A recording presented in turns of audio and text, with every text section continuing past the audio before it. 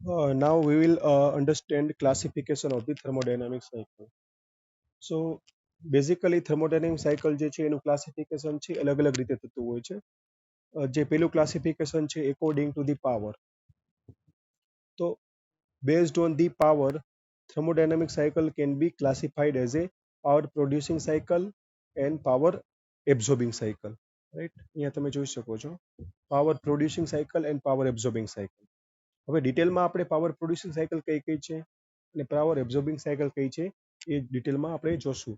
તો હું અત્યારે તમને એટલું સમજાવી દઉં છું કે પાવર પ્રોડ્યુસિંગ સાયકલ એટલે કે એવી સાયકલ કે જે સાયકલ દરમિયાન પાવર જે છે એ જનરેટ થતો હોય છે, એવી સાયકલને કહેવાય પાવર પ્રોડ્યુસિંગ સાયકલ.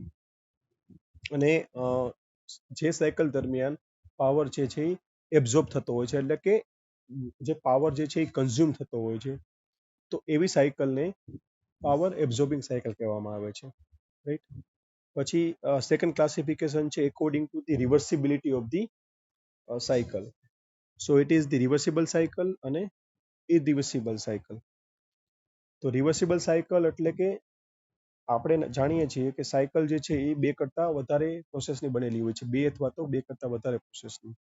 તો જ્યારે રિવર્સિબલ સાયકલ હોય ત્યારે એની અંદર જેટલી પ્રોસેસ હોય છે એ બધી પ્રોસેસ પણ કેવી હોય છે? રિવર્સિબલ હોય છે. રિવર્સિબલનો મતલબ શું થાય છે કે જ્યારે કોઈ પ્રોસેસ અથવા તો સાયકલ થતી હોય છે ત્યારે એ પર્ટિક્યુલર પ્રોસેસ જે છે એ અલગ અલગ સ્ટેટમાંથી પાસ થતી હોય છે.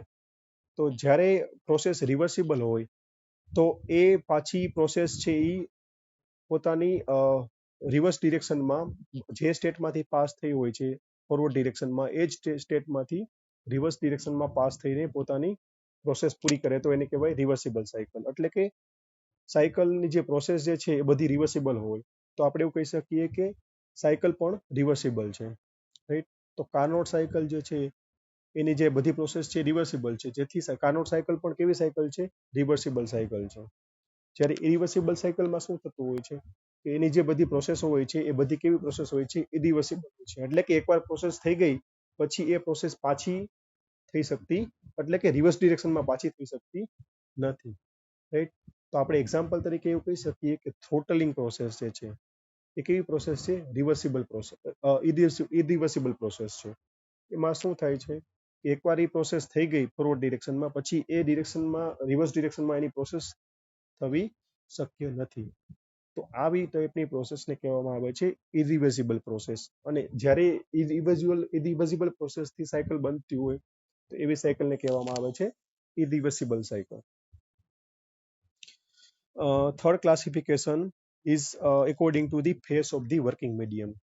તો જ્યારે સાયકલ જે છે રન થતી હોય ત્યારે એની અંદર એક વર્કિંગ ફ્લુઇડ હોય છે. વર્કિંગ ફ્લુઇડ એટલે કે કોઈ એવું માધ્યમ હોય છે કે જેના દ્વારા એનર્જીનું ટ્રાન્સફર થતું હોય છે સિસ્ટમમાં અને સરાઉન્ડિંગમાં, અથવા તો સિસ્ટમ અને સરાઉન્ડિંગ વચ્ચે એનર્જીનું ઇન્ટરેક્શન થતું હોય છે. તો એ એનર્જી ઇન્ટરેક્શન માટે સાયકલની અંદર એક વર્કિંગ ફ્લુઇડ યુઝ કરવામાં આવે છે અથવા તો વર્કિંગ મીડિયમ યુઝ કરવામાં આવે છે.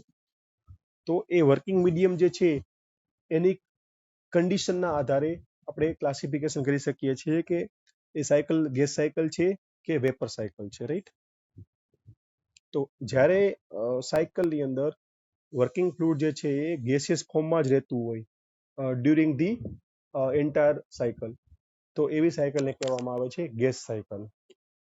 તો આપણે વાત કરીએ એના એક્ઝામ્પલની, તો ગેસ સાયકલના એક્ઝામ્પલ જે છે એમાં આવશે કે જે પેટ્રોલ એન્જિન છે, ડીઝલ એન્જિન છે, એ બધા ગેસ સાયકલના એક્ઝામ્પલ છે. હવે વેપર સાયકલની આપણે વાત કરીએ તો વેપર સાયકલ એટલે કે એવી સાયકલ કે જેની અંદર જે વર્કિંગ ફ્લુઇડ યુઝ થાય છે કે જે અંદર ગેસ અથવા તો આપણે જે શબ્દ યુઝ કરીએ કે મીડિયમ જે યુઝ થાય છે, એ મીડિયમ જે છે એ સાયકલની અમુક અમુક પાર્ટ દરમિયાન એ લિક્વિડ વેપર ફેઝમાં હોય છે, જ્યારે અમુક પાર્ટ દરમિયાન એ લિક્વિડ ફેઝમાં હોય છે. તો બની શકે છે કે અમુક પ્રોસેસ દરમિયાન જે વર્કિંગ ફ્લુઇડ જે છે એ લિક્વિડ ફોર્મમાં હોય અને અમુક પ્રોસેસ દરમિયાન વર્કિંગ ફ્લુઇડ છે એ વેપર ફોર્મમાં હોય. તો એ બંને મિક્સ ફોર્મમાં હોવાને લીધે એ સાયકલ આપણે કેવી સાયકલ કહેશું? વેપર સાયકલ કહેશું. તો આ થઈ ગયો ગેસ સાયકલ અને વેપર સાયકલ વચ્ચેનો ડિફરન્સ.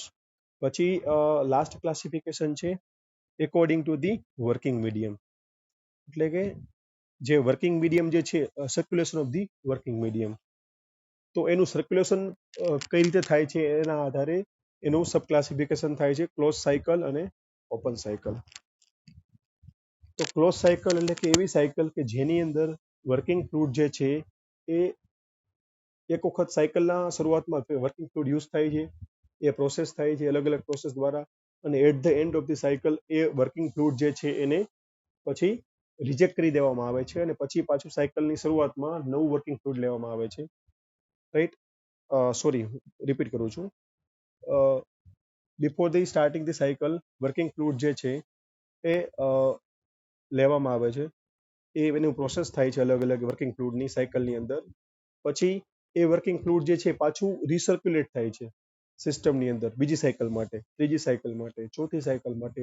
તો સાયકલ જે છે એ શું છે, એ કેવી પ્રોસેસ છે, સાયક્લિક પ્રોસેસ છે, એ રિપીટ થયા રાખે છે. તો અંદર જે વર્કિંગ ફ્લુઇડ છે એ વર્કિંગ ફ્લુઇડ પણ શું થયા રાખશે, રિપીટ થયા રાખશે. એકને એક વર્કિંગ ફ્લુઇડ છે એ પાછું પોતાની પોઝિશનમાં આવી જશે સાયકલ પૂરી થયા પછી, અને પાછી સાયકલ ચાલુ થશે. પાછી એ પોતાની સાયકલ પૂરી થશે એટલે એ પોતાની મૂળભૂત અવસ્થામાં આવી જશે, અને એ જ વર્કિંગ ફ્લુઇડ છે એ વારંવાર રિસર્ક્યુલેટ થયા રાખશે સિસ્ટમની અંદર. તો એવી સાયકલને કહેવામાં આવે છે ક્લોઝ સાયકલ.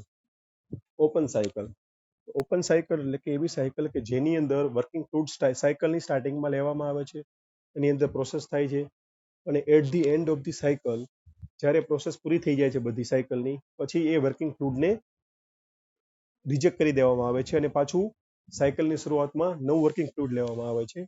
તો એવી સાયકલને કહેવામાં આવે છે ઓપન સાયકલ. તો ઓપન સાયકલ અને ક્લોઝ સાયકલમાં ફરક શું છે? ખાલી પ્રોસેસ તો બધી સરખી છે, પણ વર્કિંગ ફ્લુઇડ જે છે એ રિપીટ થતું નથી. ઓપન સાયકલમાં શું થાય છે, વર્કિંગ ફ્લુઇડ જે આપણે લઈ છીએ એ સાયકલ પૂરી થયા પછી વર્કિંગ ફ્લુઇડ છે એ ફેંકી દેવામાં આવે છે, રિજેક્ટ કરી દેવામાં આવે છે, અને પછી પાછું નવું વર્કિંગ ફ્લુઇડ જે છે એ યુઝ કરવામાં આવે છે. બરોબર, તો આ થઈ ગયો થર્મોડાયનેમિક ક્લાસિફિકેશન. હવે આપણે ડિટેલમાં વાત કરીએ કે પાવર પ્રોડ્યુસિંગ સાયકલ શું છે. Right, power producing cycle. તો હું તમને થોડુંક બેઝિક આપું છું હીટ એન્જિન વિશે. તો હીટ એન્જિન એટલે કે એક એવું ડિવાઇસ છે કે જે શું કરે છે કે હાઈ ટેમ્પરેચરમાંથી હીટ લે છે, હાઈ ટેમ્પરેચર સોર્સમાંથી હીટ એબ્ઝોર્બ કરે છે, એ એબ્ઝોર્બ થયેલી હીટમાંથી અમુક હીટનું કન્વર્ઝન કરે છે વર્કમાં, અને બાકીની જે હીટ વધે છે એ હીટને રિજેક્ટ કરે છે હીટ સિંકમાં, એટલે કે એટમોસ્ફિયરમાં. તો હીટ એન્જિનનું કામ શું છે કે હીટમાંથી વર્ક પેદા કરવાનો. Heat engine is a device that generate the mechanical output, અથવા તો હીટ એન્જિન છે એવું ડિવાઇસ છે ઇટ જનરેટ ધી વર્ક. તો એ વર્ક આપે છે, આપણે વર્ક આઉટપુટ આપે છે હીટનો યુઝ કરીને, અને અમુક હીટ જે છે એ રિજેક્ટ થાય છે એટમોસ્ફિયરની અંદર. તો જ્યારે હીટ એબ્ઝોર્બ કરશે અને એ હીટમાંથી પ્રોસેસ કરીને વર્ક આપશે આપને, એટલે કે પાવર જનરેટ કરીને આપશે. રાઈટ, તો આ જે પ્રોસેસ થાય છે એ કેવી થાય છે, સાયકલમાં પ્રોસેસ થાય છે. આ જે આખી હીટ એન્જિનની પ્રોસેસ જે છે એ પ્રોસેસ આખી સાયકલમાં થાય છે, અને સાયકલની શરૂઆતમાં એ હીટ એબ્ઝોર્બ કરે છે, એમાં પ્રોસેસ થાય છે, વર્ક મળે છે, બાકીની હીટ જે સિંકમાં રિજેક્ટ થાય છે, અને આ રીતે સાયકલ છે એ ચાલ્યા રાખે છે, અને આપણે નેટ પોઝિટિવ વર્ક મળે છે at the end of the cycle. તો આ ટાઈપની જે સાયકલ જે છે એને કહેવામાં આવે છે પાવર પ્રોડ્યુસિંગ સાયકલ. એટલે કે આ સાયકલના અંતે આપણે કંઈક નેટ પોઝિટિવ વર્ક મળે છે સાયકલમાંથી. રાઈટ, પછી એ મિકેનિકલ વર્ક પણ હોઈ શકે છે, જેનો આપણે અલગ અલગ એપ્લિકેશન માટે યુઝ કરી શકીએ છીએ. તો બેઝિકલી શું થાય છે કે system that work in a cycle convert the heat energy in the work is known as the heat engine. So working medium of the heat engine absorb the heat energy from the heat source of the high temperature, develop the net positive work from the heat absorbed, and remaining part of the heat is rejected to the low temperature heat sink. તો જે basically મેં તમને વાત કરી એ થયું કે heat engine અથવા તો જે ડિવાઇસ છે કે જે હીટ એબ્ઝોર્બ કરે છે, એ હીટ એબ્ઝોર્બ થઈ એમાંથી નેટ પોઝિટિવ વર્ક આપે છે આપને, અને પછી જે બાકીની હીટ જે છે એને લો ટેમ્પરેચરમાં રિજેક્ટ કરી દે છે. તો આ પ્રકારની જે પ્રોસેસ થઈ, જે સાયકલમાં પ્રોસેસ થઈ, તો આ જે સાયકલ છે એને કહેવામાં આવે છે પાવર પ્રોડ્યુસિંગ સાયકલ. હવે પાવર પ્રોડ્યુસિંગ સાયકલની આપણે એક્ઝામ્પલની વાત કરીએ તો જે આપણા બાઇકના એન્જિન જે છે એ પણ કેવા છે, પાવર પ્રોડ્યુસિંગ સાયકલ છે. બરોબર છે ને, સમજી શકો છો તમે બધા કે બાઇકની અંદર પ્રોસેસ થશે સાયકલમાં એટલે શું થશે, પાવર જનરેટ થશે. પાવર જનરેટ થવાથી મોટિવ પાવર જનરેટ થશે, મિકેનિકલ પાવર જનરેટ થશે. અને મિકેનિકલ પાવર જનરેટ થવાને લીધે, મોટિવ પાવર જનરેટ થવાને લીધે શું થશે, આપણું બાઇક જે છે એ ચાલશે. ક્લિયર? તો એ થઈ ગઈ ઓટો સાયકલ ઉપર ચાલે છે, એ થઈ ગયું એનું એક્ઝામ્પલ. પછી છે ડીઝલ સાયકલ. તો ડીઝલ સાયકલ પણ કેવી છે, પાવર પ્રોડ્યુસિંગ સાયકલ છે કે જે ડીઝલ એન્જિનમાં યુઝ થાય છે. તો જેની અંદર શું થાય છે કે એ ફ્યુલનું દહન થવાથી હીટ જનરેટ થાય છે, એ હીટનો યુઝ કરે છે, એમાંથી પાવર જનરેટ કરે છે અને એના દ્વારા આપણે મોટિવ પાવર મળે છે અને આપણું ટ્રક અથવા તો કાર ચાલે છે એના દ્વારા. અને બાકીની જે હીટ જે છે એ એક્ઝોસ્ટ દ્વારા બહાર નીકળી જાય છે. તો આ પણ શું થઈ ગઈ, એક પાવર પ્રોડ્યુસિંગ સાયકલ થઈ ગઈ જે પાવર જનરેટ કરે છે. રાઈટ? આ જ રીતે પાવર પ્લાન્ટની અંદર પણ એક સાયકલ યુઝ થઈ છે કે જે વીજળી પેદા કરે છે, that is known as Rankine cycle. તો રેન્કાઇન સાયકલ પણ શું થાય છે, રેન્કાઇન સાયકલ દ્વારા પણ આપણે અલ્ટિમેટલી મિકેનિકલ આઉટપુટ મળે છે અને મિકેનિકલ આઉટપુટનો યુઝ કરીને આપણે જનરેટર ચલાવીએ છીએ અને જનરેટર દ્વારા આપણે ઇલેક્ટ્રિસિટી મળે છે. તો એ પણ એક પ્રકારની પાવર પ્રોડ્યુસિંગ સાયકલ થઈ ગઈ. બરોબર છે. પછી બ્રેટોન સાયકલ યુઝ થાય છે, તો પણ એ પણ એક one type of power producing cycle છે. તો એના એક્ઝામ્પલની વાત કરીએ તો auto cycle, diesel cycle, dual cycle, Brayton cycle, Rankine cycle R the example of the power producing cycle. હવે આપણે વાત કરીએ પાવર એબ્ઝોર્બિંગ સાયકલની. બરોબર છે.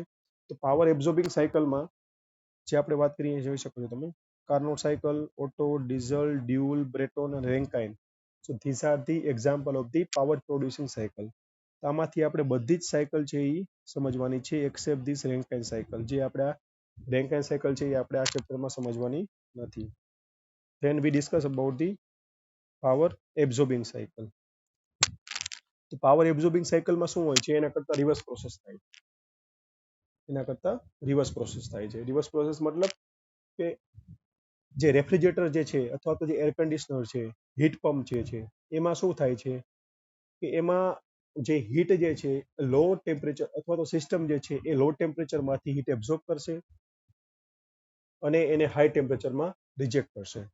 એટલે આપણે ફ્રીજની વાત કરીએ તો ફ્રીજનું કામ શું છે, ફ્રીજ જે છે એ કમ્પ્રેસરનો વર્ક આપે છે. એટલે કે એ શું કરે છે, વર્ક આપણે જ્યારે સિસ્ટમને આપી છે, રેફ્રિજરેટરને આપી છે, એટલે શું કરે છે, એ વર્કનો યુઝ કરીને લો ટેમ્પરેચરમાંથી એટલે કે ફ્રીજમાંથી હીટને એબ્ઝોર્બ કરે છે અને ફ્રીજની બહાર હીટને ફેંકે છે, જેથી કરીને આપણે ફ્રીજની અંદર કુલિંગ મળે. આપણે એર કન્ડિશનરની વાત કરીએ તો એર કન્ડિશનનું કામ શું છે, તો એર કન્ડિશન જે છે એ કમ્પ્રેસરના વર્કનો યુઝ કરીને શું કરે છે, વર્કિંગ ફ્લુઇડ જે છે એર કન્ડિશનની અંદર એ રૂમની અંદરથી હીટ એબ્ઝોર્બ કરશે, એટલે કે લો ટેમ્પરેચરમાંથી હીટ એબ્ઝોર્બ કરશે અને એ હીટને રૂમની બહાર હાઈ ટેમ્પરેચરમાં રિજેક્ટ કરશે. રાઈટ? અને આ પણ પ્રોસેસ કેવી છે, સાયકલિક પ્રોસેસ છે, એટલે કે રિપીટ થયા રાખે છે આખી પ્રોસેસ. તો આ રીતે જે સાયકલિક પ્રોસેસ થાય છે કે જેમાં વર્ક કન્ઝ્યુમ થાય છે અથવા તો આપણે એવું કહી શકીએ કે પાવર એબ્ઝોર્બ થાય છે. બરોબર છે. તો એ પ્રકારની સાયકલને કહેવામાં આવે છે power absorbing cycle. So system that work in a cycle and reject the heat into the high temperature region by absorbing it from the low temperature region with the help of some external work is known as refrigerator or heat pump. એટલે કે refrigerator અથવા તો જે heat pump છે એ શું કરે છે કે લો ટેમ્પરેચરમાંથી હીટ લે છે અને હાઈ ટેમ્પરેચરમાં ફેંકે છે. હવે તમને ક્વેશ્ચન એ થાય છે, સાહેબ આમાં પાવર આપવાની જરૂર ક્યાં પડે છે? તો પાવર તો જરૂર પડશે જ. શું કામ જરૂર પડશે પાવરની? કેમ કે જ્યારે સિસ્ટમ જે છે નેચરલી પ્રોસેસ કેવી થતી હોય છે કે જ્યારે કોઈ એક સિસ્ટમ જે છે એની હીટ વધારે હશે અને બીજા સિસ્ટમની હીટ ઓછી હશે, એટલે કે બીજા સિસ્ટમનું ટેમ્પરેચર ઓછું હશે અને એક સિસ્ટમનું ટેમ્પરેચર વધારે હશે, તો હંમેશા હીટનો ફ્લો કઈ રીતે થશે, હાઈ ટેમ્પરેચરમાંથી લો ટેમ્પરેચર થશે. બરોબર છે. આપણે બધા સમજી શકીએ છીએ કે જ્યારે આપણે ગરમ ગરમ ચાનો કપ જે છે ટેબલ ઉપર મૂકીએ છીએ તો ગરમ ગરમ ચાનો કપ છે એ ઠંડો પડે છે, નહીં કે વધારે ગરમ થાય છે. બને છે ને એવું? જ્યારે આપણે ટેબલ ઉપર ચાનો કપ મૂકી દઈએ ગરમા ગરમ, તો ચાનો કપ છે એ ધીમે ધીમે શું થશે, ઠંડો થશે. શું કામ ઠંડો થશે? કેમ કે એની આજુબાજુનું જે ટેમ્પરેચર જે છે, એટલે કે જે એનું એમ્બિયન્ટ ટેમ્પરેચર જે છે એ કેવું છે, એ ચાના કપ કરતાં ઓછું છે. એટલે શું થશે, ચાના કપમાંથી હીટ બધી આજુબાજુના એમ્બિયન્ટમાં હીટ ટ્રાન્સફર થશે. શું કામ ટ્રાન્સફર થશે? કેમ કે બંનેને વચ્ચે ટેમ્પરેચરનો ડિફરન્સ છે. તો જ્યાં સુધી ટેમ્પરેચરનો ડિફરન્સ હશે ત્યાં સુધી હીટ એમાંથી ટ્રાન્સફર થયા રાખશે નેચરલી. એમાં કોઈ આપણે એક્સટર્નલ વર્ક આપવાની જરૂર નથી. હું તમને એમ કહું કે આના કરતાં મારે રિવર્સ પ્રોસેસ કરવી હોય તો એ થઈ શકે છે? એ ચાનો કપ, તમે ઠંડો ચાનો કપ મૂકો ટેબલ ઉપર અને ઓટોમેટિક ગરમ થઈ જાય છે? નથી થતો. રાઈટ? સમજાય છે તમને વસ્તુ આખી? રિવર્સ ડિરેક્શનમાં પ્રોસેસ ઓટોમેટિક થતી નથી. જ્યારે તમારે રિવર્સ નેચર કરતાં રિવર્સ પ્રોસેસ કરવી હશે ત્યારે તમારે કંઈક વર્ક ઇનપુટ આપવું પડશે, એટલે કે કંઈક પાવર આપવો પડશે. અને આપણે એ કમ્પ્રેશનના ફોર્મમાં પાવર આપીએ છીએ. તો ફ્રીજમાં જે પ્રોસેસ થાય છે, જે એર કન્ડિશનમાં પ્રોસેસ થાય છે, જે હીટ પંપમાં પ્રોસેસ થાય છે, જે સાયક્લિક પ્રોસેસ થાય છે, એની અંદર શું થાય છે કે પાવર આપણે એબ્ઝોર્બ કરે છે. એ સિસ્ટમ, એ સાયકલ છે, એ પાવર એબ્ઝોર્બ કરે છે અને આપણે જે પ્રોસેસ જોઈએ છે, reverse process, low temperature to high temperature વાળી, એ પ્રોસેસ આપણે આપે છે અને એના દ્વારા આપણે કુલિંગ મળે છે. તો આ પ્રકારની જે પ્રોસેસ થઈ ગઈ એને કહેવામાં આવે છે પાવર એબ્ઝોર્બિંગ સાયકલ. રાઈટ? એટલે કે આ પ્રોસેસ, આ પ્રકારની પ્રોસેસ દ્વારા જે સાયકલ બને છે એને કહેવામાં આવે છે પાવર એબ્ઝોર્બિંગ સાયકલ. તો આપણે એક્ઝામ્પલ તરીકે વાત કરીએ કે જે રેફ્રિજરેટરની પ્રોસેસ છે, હીટ પંપની પ્રોસેસ છે, એર કન્ડિશનની પ્રોસેસ છે, તો these are the power absorbing cycle. અને એના એક્ઝામ્પલ છે રિવર્સ કાર્નોટ સાયકલ. જે કાર્નોટ સાયકલ કરતાં આપણે રિવર્સ કાર્નોટ સાયકલમાં ચલાવીએ તો એ સાયકલ કેવી થઈ જશે, પાવર એબ્ઝોર્બિંગ સાયકલ થઈ જશે instead of the power generating cycle. પછી છે બેલ કોલેમન સાયકલ. તો એ પણ એક પ્રકારની પાવર એબ્ઝોર્બિંગ સાયકલ છે કે જે દરમિયાન શું થાય છે, આપને રેફ્રિજરેશન મળે છે. તો આ વાત થઈ ગઈ આપણી થર્મોડાયનેમિક સાયકલ વિશે, કે પાવર એબ્ઝોર્બિંગ સાયકલ અને પાવર પ્રોડ્યુસિંગ સાયકલ.